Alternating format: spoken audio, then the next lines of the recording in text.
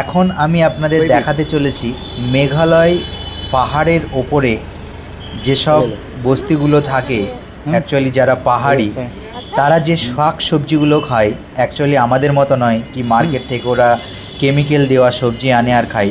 এরা যেগুলো খায় সম্পূর্ণ পাথরের ওপরে হওয়া, এতে কোনো কীটনাশক বা সার ব্যবহার করা হয় না, টোটালি মানে ভালো ন্যাচারাল শাক সবজি এরা খায়। আর এই যে ফলটা আপনি দেখতে পাচ্ছেন, আপনারা দেখতে পাচ্ছেন এই ফলটা অনেকটা আমাদের জামের মতো, কিন্তু এটি জাম নয়, এটি পাহাড়েরই একটি ফল। আর সবজিগুলো সম্পূর্ণটাই পাহাড়ির, এগুলো পাথরের ফল, এই সবজি পাথরের উপরে যেগুলো পাথরের ফাঁকে ফাঁকে হয়। এরা বলছে নাকি অনেকই টেস্টি, দেখি আজকে খাওয়া যাক, আজকে খাওয়াবো, এনাদেরকে বলেছি। আর এনারা মানে এত ভালো মানুষ যে বাইরের মানুষ দেখলে খুব সুন্দর ব্যবহার করে, আমাদেরকে কলা দিচ্ছে খাবার জন্য। যাই হোক, এই সবজিগুলো দেখুন। আর এই ধরনের সমস্ত ভিডিও দেখতে চ্যানেলটিকে অবশ্যই লাইক এবং শেয়ার করবেন, লাইক কমেন্ট শেয়ার অবশ্যই করবেন, এটা আপনাদের কাছে আশা রাখছি। Thank you.